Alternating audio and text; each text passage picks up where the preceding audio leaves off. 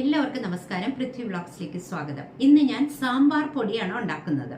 അതായത് എൻ്റെ ഒരു ഫ്രണ്ട് ബ്രാഹ്മിൻസ് ആണ്, അവരുടെ ഇല്ലത്തുണ്ടാക്കുന്ന അതേ രീതിയിൽ തന്നെയാണ് ഞാൻ ഉണ്ടാക്കുന്നത്. അപ്പോൾ ഇതിന് നല്ല അടിപൊളി മണവും ടേസ്റ്റുമാണ്. ഞാൻ ഇത് കഴിച്ചിട്ടുണ്ട്. അപ്പോൾ അതിന് എന്തൊക്കെയാണ് ഇൻഗ്രീഡിയൻസ്, എത്രത്തോളം ക്വാണ്ടിറ്റി എടുക്കണം, ഇതെല്ലാം വിശദമായിട്ട് ഞാൻ കാണിച്ചു തരാം. പിന്നെ ഏറ്റവും കൂടുതൽ ശ്രദ്ധിക്കാനുള്ളത് എന്താണെന്ന് വെച്ച് കഴിഞ്ഞാൽ അധികം ചൂടിൽ ഉണ്ടാക്കരുത്. വളരെ ലോ ഫ്ലെയിമിൽ വേണം. ഗ്യാസിലല്ലേ നമ്മൾ ഉണ്ടാക്കുന്നത്. അപ്പം ഗ്യാസ് അടുപ്പ് വളരെ സിമ്മിലിടണം. എന്നിട്ട് വേണം ഇത് ഓരോന്നും നമുക്ക് ഡ്രൈ റോസ്റ്റ് ചെയ്തെടുക്കാനായിട്ട്. ഞാൻ ഓരോന്നും സെപ്പറേറ്റ് ആണ്, കാരണം ഓരോന്നിൻ്റെയും ഇത് റോസ്റ്റ് ചെയ്യുമ്പോൾ അതിൻ്റെ ഡിഫറെൻ്റ് ആയിരിക്കും അതിൻ്റെ ടൈം.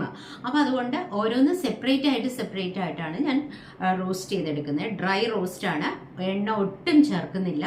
പിന്നെ ഇത് എത്ര കാലം വേണമെങ്കിലും നമുക്ക് സൂക്ഷിച്ചു വെക്കാൻ പറ്റും. അപ്പം ഞാൻ സാമ്പാർ ഇടയ്ക്കിടയ്ക്കൊക്കെ ഉണ്ടാക്കുന്നതാണ്. അപ്പം അതെനിക്ക് സാമ്പാർ പൊടി നല്ലപോലെ ചിലവുണ്ട് താനും. പക്ഷെ സാധാരണഗതിയിൽ ഞാൻ മേടിക്കുന്ന സാമ്പാർ പൊടിയാണ് യൂസ് ചെയ്യാറ്. അപ്പോൾ ഇത് നമുക്ക് ഇപ്പം ഓരോ മില്ലിൽ നിന്നൊക്കെ നമുക്ക് അവരുണ്ടാക്കുന്ന സാമ്പാർ പൊടി എന്ന് പറഞ്ഞ് ഞാൻ ഇന്നാളെ ഒരു ദിവസം മേടിച്ചു. നല്ലതായിരിക്കും വിചാരിച്ച. പക്ഷേ അത് വെച്ച് സാമ്പാർ ഉണ്ടാക്കിയപ്പോൾ നല്ല കയ്പ്പ് തോന്നി. കാരണം അതിനകത്ത് ഉലുവ കൂടി പോയിട്ടുണ്ടെന്ന് പിന്നീട് എനിക്ക് മനസ്സിലായി. അത് അവരുണ്ടാക്കി പാക്ക് ചെയ്ത് അതിനകത്ത് ഇൻഗ്രീഡിയൻസ് എന്താ ഒന്നും പറഞ്ഞിട്ടില്ല. അതേസമയം നമ്മൾ ഈ മേടിക്കുന്ന ബ്രാൻഡഡ് ആയിട്ടുള്ളതിന് ഇൻഗ്രീഡിയൻസ് ചേർക്കുന്നത് പറഞ്ഞിട്ടുണ്ടാവും. ഇത് പക്ഷെ അങ്ങനെയൊന്നും പറഞ്ഞിട്ടില്ല. അപ്പൊ മിക്കവാറും ഉലുവയുടെ അളവ് കൂടിയിട്ടുണ്ടാവും എന്ന് ഞാൻ വിചാരിക്കുന്നു. അപ്പോൾ ഞാൻ വിചാരിച്ചു നമുക്ക് തന്നെ ഒരെണ്ണം ഉണ്ടാക്കാം. അപ്പോൾ എൻ്റെ ഫ്രണ്ട് എനിക്ക് പറഞ്ഞു തന്ന റെസിപ്പിയാണ്. നല്ല അടിപൊളി ടേസ്റ്റാണ്. നിങ്ങളും ഇതുപോലെ ഒന്ന് ഉണ്ടാക്കി നോക്കണം. എൻ്റെ വീഡിയോ സ്കിപ്പ് ചെയ്യാതെ കാണണം. എന്നിട്ട് നിങ്ങളുടെ അഭിപ്രായങ്ങൾ പറയണം. അപ്പം നമുക്ക് വീഡിയോയിലേക്ക് പോകാൻ വരും. 1/4 കപ്പ് ഉഴുന്നെടുത്തിട്ടുണ്ട്. തുവരപ്പരിപ്പ് അതും എടുത്തിട്ടുണ്ട്, 1/4 കപ്പ്. ഇത് മല്ലിയാണ്, മുഴുവനേ ഉള്ള മല്ലിയാണ്, കണ്ടോ. ഇതൊക്കെ ഇനി ഒന്ന് കഴുകിയെടുക്കണം. ഇത് 1/4 കപ്പ്. കടലപ്പരിപ്പ് 1/4 കപ്പ്. ഒരൽപ്പം മട്ട റൈസാണ്, ഇതൊരു ടേബിൾ സ്പൂണോളം എടുത്തിട്ടുണ്ട്. ഇത് നമുക്ക് സാമ്പാർ പൊടി ഇട്ട് കഴിയുമ്പോൾ അതിനൊരു കൊഴുപ്പ് കിട്ടാൻ വേണ്ടിയിട്ട് ചേർക്കുന്നതാണ്. ഇത് വേണമെങ്കിൽ ചേർത്താൽ മതി, ഇല്ലെങ്കിൽ ചേർക്കണമൊന്നുമില്ല. നല്ല ടേസ്റ്റാണ്. കുരുമുളക് പൊടിയല്ല, കുരുമുളക്. പിന്നെ കായം, കട്ടയായിട്ടുള്ള കായം പൊട്ടിച്ചെടുത്തേക്കണം. ജീരകം 1 ടീസ്പൂൺ. ഉലുവ 1 ടീസ്പൂൺ. ഉലുവ കൂടിപ്പോകരുത്, കയ്പ്പ് തോന്നും. മുളകാണ് ഇതിൻ്റെ മെയിൻ നമുക്ക് എരിവിന് ആവശ്യത്തിനുള്ള മുളക് എടുക്കണമല്ലോ. അപ്പോൾ ഇത് സാധാരണ എരിവുള്ള മുളകാണ്, കണ്ടോ. പിന്നെ ഞാൻ കാശ്മീരി മുളകും കൂടി എടുത്തിട്ടുണ്ട്, കണ്ടോ. അതിങ്ങനെ ചുക്കിച്ചുളുങ്ങിയൊക്കെ ഇരിക്കും, ഭയങ്കരമായിട്ട് ഉണങ്ങിയ പോലെ ഇരിക്കും. ഇത് കുറച്ച് അല്ലാത്തതായിരിക്കും. അപ്പോൾ രണ്ടും കൂടെ ഞാൻ ഈക്വൽ ക്വാണ്ടിറ്റിയാണ് എടുത്തിരിക്കുന്നത്. ഇനി ഇവിടെ കുറച്ച് കറിവേപ്പിലയും കൂടി എടുത്തിട്ടുണ്ട്. ഒരു 3 തണ്ട്, ചെറിയ 3 തണ്ട്. ഇത് കഴുകി വെള്ളമൊക്കെ കളഞ്ഞ് എടുത്തേക്കുന്നതാണ്.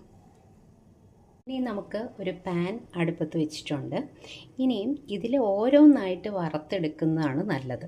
കാരണം പലതിൻ്റെ മൂപ്പ് പലതായിരിക്കും. അപ്പോൾ അല്ലെങ്കിൽ എല്ലാം കൂടി ഇട്ട് കഴിഞ്ഞാൽ ചിലത് കരിഞ്ഞു പോവും, ചിലത് അങ്ങനെയൊക്കെ വരും. അപ്പോൾ അതുകൊണ്ട് ഓരോന്നായിട്ട് നമുക്ക് റോസ്റ്റ് ചെയ്തെടുക്കാം. ആദ്യം നമുക്ക് മുളക് തന്നെ ഇട്ട് കൊടുക്കാം. ഫ്ലെയിം ലോയിലാക്കി വെക്കണം.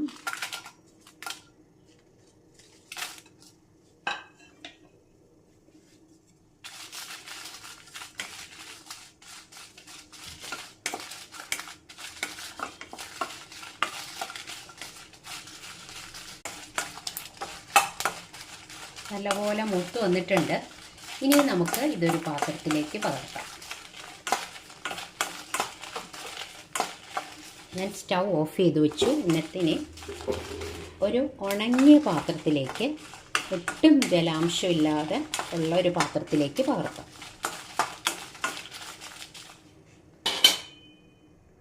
കണ്ടോ, പകർത്തി. അതവിടെ മാറ്റി വയ്ക്കാം.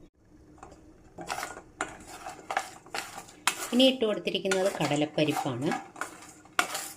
കഴുകിയെടുത്തതാണ്. അപ്പോൾ അതിൽ ചെറിയൊരു ജലാംശമൊക്കെ ഉണ്ട്. അപ്പം അതുകൊണ്ട് ലോ ഫ്ലെയിമിൽ വെച്ച് അതിലാദ്യം വെള്ളമൊക്കെ ഒന്ന് വലിഞ്ഞു പോകണം. അത് കഴിഞ്ഞിട്ട് ചെറുതായിട്ട് വറുത്തെടുക്കണം.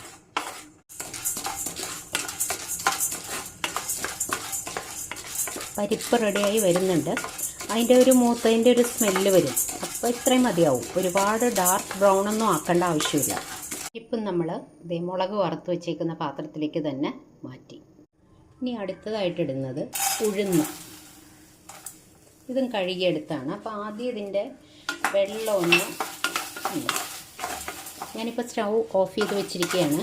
ആദ്യം ഈ ചീനച്ചട്ടിയുടെ ചൂടിൽ കിടന്ന് ഇതിൻ്റെ വെള്ളമൊന്ന് വലിയട്ടെ. സ്റ്റൗ ഓണാക്കി കൊടുത്തിട്ടുണ്ട്. ലോ ഫ്ലെയിമിലാണ് വെച്ചിരിക്കുന്നത്. ഇളക്കി കൊടുക്കണം. നമ്മുടെ ഉഴുന്ന് പരിപ്പും റെഡി ആയിട്ടുണ്ട്. ചെറിയൊരു ഗോൾഡൻ ബ്രൗൺ ആയാൽ മതി. ഒരുപാട് ബ്രൗൺ നിറമൊന്നും ആവേണ്ട ആവശ്യമില്ല. ഇത്രയും ഭാഗം ഒരു നല്ലൊരു സ്മെല്ല് വരും. അപ്പോൾ ഇത് മൂത്തതിൻ്റെ ഒരു സ്മെല്ല് വരും. അപ്പോൾ ഞാൻ സ്റ്റൗ ഓഫ് ചെയ്തു. ഇനി ഇത് പകർത്താം.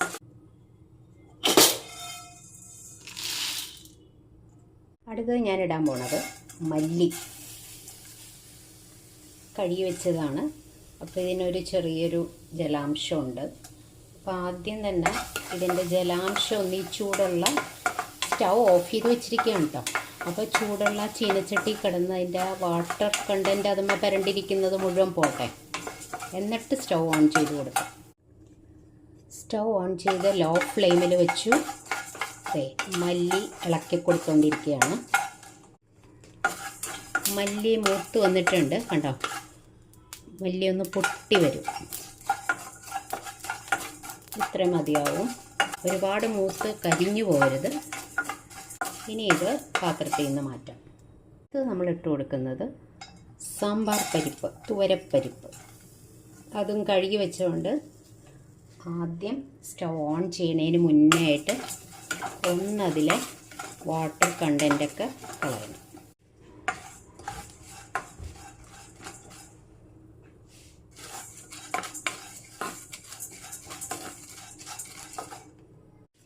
നല്ലപോലെ റോസ്റ്റായി വന്നിട്ടുണ്ട്. ഇനി ഇത് നമുക്ക് മാറ്റാം. ഇനി നമ്മൾ ആഡ് ചെയ്യുന്നത് നമ്മുടെ മട്ട റൈസ്. കുറച്ച് എടുത്തിട്ടുള്ളൂ. ഒരു ടേബിൾ സ്പൂണോളം എടുത്തിട്ടുള്ളൂ.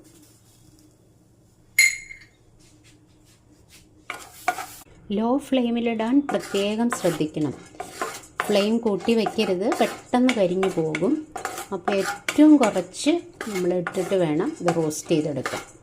എല്ലാ ഇൻഗ്രീഡിയൻസും അരിയുടെ മൂപ്പ് നമുക്ക് അത് പൊട്ടി വരുന്നതാണ്. അതേ കണ്ടോ, ഒരു സൗണ്ട് കേൾക്കുന്നില്ലേ? ഇതാണ് അതിൻ്റെ ഭാഗം. നമുക്ക് ചേർക്കാനുള്ളത് ഉലുവ കുറച്ചേ ഉള്ളൂ. ഉലുവ പൊട്ടി വന്നിട്ടുണ്ട്. ഇതിലേക്ക് തന്നെ നമുക്ക് ജീരകവും കൂടി ഇട്ട് കൊടുക്കാം. ഇതൊന്നും അധികം സമയം വേണ്ട, പെട്ടെന്ന് തന്നെ ഇതായിട്ട് വരും. ഒരൽപ്പം കടുക് കൂടി ഇട്ട് കൊടുക്കുന്നുണ്ട്. ഇതൊന്നും അധികം സമയം വേണ്ടാത്തതുകൊണ്ട് ഓരോന്നായിട്ട് ഞാൻ ഇട്ട് കൊടുക്കുക. സ്റ്റൗ ഓഫ് ചെയ്തു. ലാസ്റ്റ് ഇട്ട് കൊടുത്തേക്കണത് കായമാണ്. അത് നല്ലതുപോലെ പൊട്ടിച്ചെടുത്തിട്ടുണ്ട്. ഇത് വേണമെങ്കിൽ നമുക്ക് അല്പം എണ്ണയിൽ വേണമെങ്കിൽ മൂപ്പിച്ചെടുക്കാം. പക്ഷെ ഞാനിവിടെ ഡ്രൈ റോസ്റ്റ് തന്നെയാണ് ചെയ്യുന്നത്. കായം നല്ലതുപോലെ മൂത്ത് കഴിയുമ്പോൾ അത് നല്ലപോലെ പൊടിയണ പാകത്തിനാവും. കണ്ടോ, ഇതിപ്പോൾ ആയിട്ടില്ല. കണ്ടോ, ഇത് ആയി വരുന്നതേ ഉള്ളൂ. കായം മതിയാവും. നമുക്ക് മാറ്റാം. ഇട്ട് കൊടുക്കാനുള്ളത് കുരുമുളകാണ്. കുറച്ച് കുരുമുളക് കഴുകിയ വെച്ചിട്ടുണ്ടായിരുന്നു, അതും കൂടി ഇട്ട് കൊടുക്കാം. പിന്നെ ഉള്ളത് കറിവേപ്പില. അത് ലാസ്റ്റ് മതി.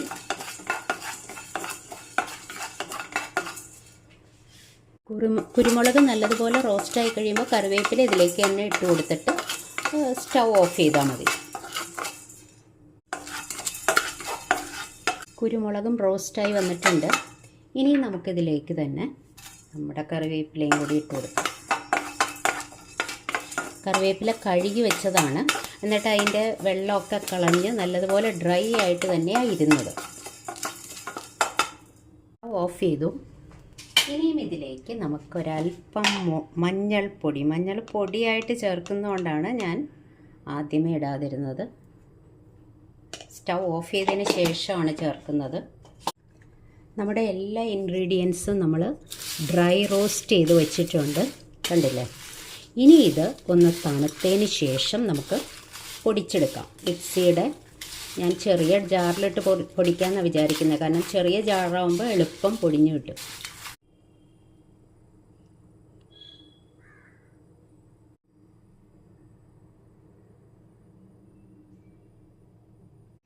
ഞാനിത് ചെറിയ ജാറിലിട്ടാണ് പൊടിക്കുന്നത്. നല്ലതുപോലെ പൊടിഞ്ഞു കിട്ടാൻ എളുപ്പം ചെറിയ ജാറ് തന്നെയാണ്.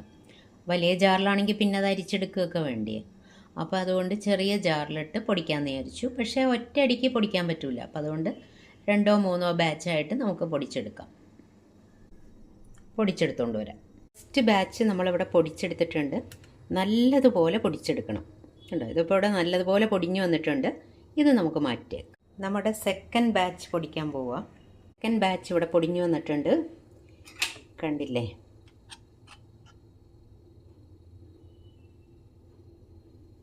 ഇത് മാറ്റിയിട്ട് ഇനി കുറച്ചുകൂടിയുണ്ട് പൊടിച്ചെടുക്കാൻ. ബാച്ച് കുറച്ചേ ഉള്ളൂ പൊടിക്കാൻ. ഇതിൻ്റെ കൂടെ ഞാൻ കുറച്ചുപ്പ്, നമ്മൾ ഇതുവരെ ചേർത്തിട്ടുണ്ടായിരുന്നില്ല, കുറച്ചുപ്പ് കൂടി ചേർത്താണ് പൊടിക്കുന്നത്. തേർഡ് ബാച്ചും നല്ലതുപോലെ പൊടിച്ചെടുത്തിട്ടുണ്ട്. ഒരു കാര്യം പറയാതിരിക്കാൻ പറ്റില്ല, അസൽ മണമാണ്. നമ്മൾ ഈ പുറത്തുനിന്ന് മേടിക്കുന്ന സാമ്പാർ പൊടിക്കൊന്നും ഇത്ര മണം ഉണ്ടാവില്ല കേട്ടോ.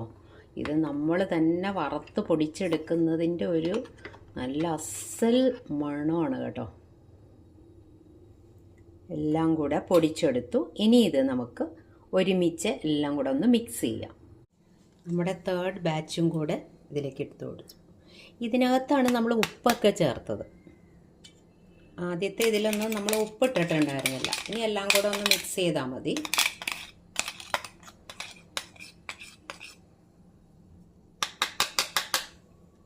കണ്ടോ, നമ്മുടെ സാമ്പാർ പൊടി ഇവിടെ റെഡിയായി വന്നിട്ടുണ്ട്. ഇനിയും ഇത് വെച്ചൊരു സാമ്പാറും കൂടി, ഇൻസ്റ്റൻറ്റ് സാമ്പാർ കൂടി ഉണ്ടാക്കണത് ഞാൻ നിങ്ങൾക്ക് കാണിച്ചു തരും അടുത്തൊരു വീഡിയോയിൽ. എന്തൊരു സ്മെല്ലാണെന്ന്. അത് പൊടിച്ച് വരുമ്പോൾ തന്നെ നല്ല സാമ്പാറിൻ്റെ ആ ഒരു കായത്തിൻ്റെയും ഒക്കെ പരിപ്പിൻ്റെയും ഒക്കെ കൂടിയുള്ളൊരു നല്ലൊരു സ്മെല്ലാണ്. ഇനി ഇത് നമുക്ക് ചെറിയ കുപ്പികളിലേക്ക് പകർത്തി, നല്ല ഉണങ്ങിയ കുപ്പിയിൽ പകർത്തി വെച്ച് കഴിഞ്ഞാൽ ഫ്രിഡ്ജിലൊന്നും വയ്ക്കേണ്ട, നമുക്ക് പുറത്ത് തന്നെ വെച്ച് എത്ര നാൾ വേണമെങ്കിലും ഉപയോഗിക്കാം.